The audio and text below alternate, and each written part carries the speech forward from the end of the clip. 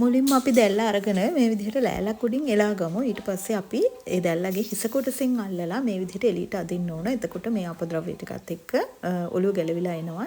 ඉතින් මේ දැල්ලගේ තියෙනවා මෙතන තීන්ත බල්බ් එකක් වගේ එකක්. ඉතින් ඒක පොඩි කරගන්න එපා. ඒක පොඩි වුණොත් තමයි හැමතැනම කළු පාටට ගෑවෙන්නේ. ඉතින් එතනින් මේ කොටස අපි කපලා ඉවත් කරගන්න ඕන. මේක පොඩි වෙන්නේ නැති වෙන්න.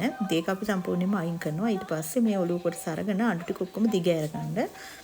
ඊට පස්සේ අපි පහලින් චුට්ටක් මිරිකනකොට මේ කටුව වගේ කොටසයි මේ ගෙඩිය වගේ කොටසයි එළියට ඉවත් වෙලා එනවා. ඉතින් ඒකත් මේ විදිහට ගලවලා අයින් කරගන්න.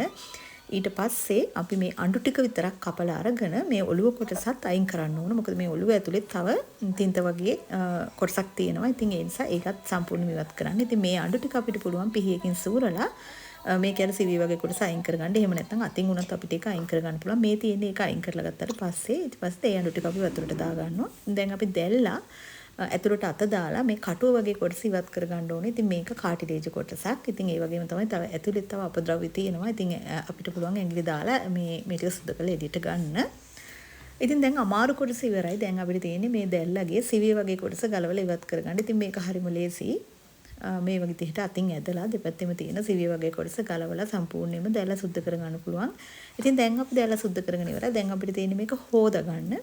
ඉතින් අර දෙපැත්තෙන් තියෙන කන් වගේ කොටස් දෙකත් අපිට කැමති නම් ගලවලා අයින් කරගන්න පුළුවන්. ඉතින් අයින් කරගෙන කැමරට ගන්න පුළුවන්. එහෙම නැත්නම් මෙහෙමම තියලා ගන්නත් පුළුවන්. ඉතින් මම නම් මේ දෙකත් ගලව ගත්තා. මොකද මට මේක රින්ග්ස් විදිහට කපා ගන්න ඕන නිසා. ඉතින් මේ දෙක කැමති නම් කපලා ගලවලා අයින් කරගන්න. ඉතින් දැන් අපි මේ සුද්ධ කරගත්ත දැල්ලු ටික තමයි මේ තියෙන්නේ.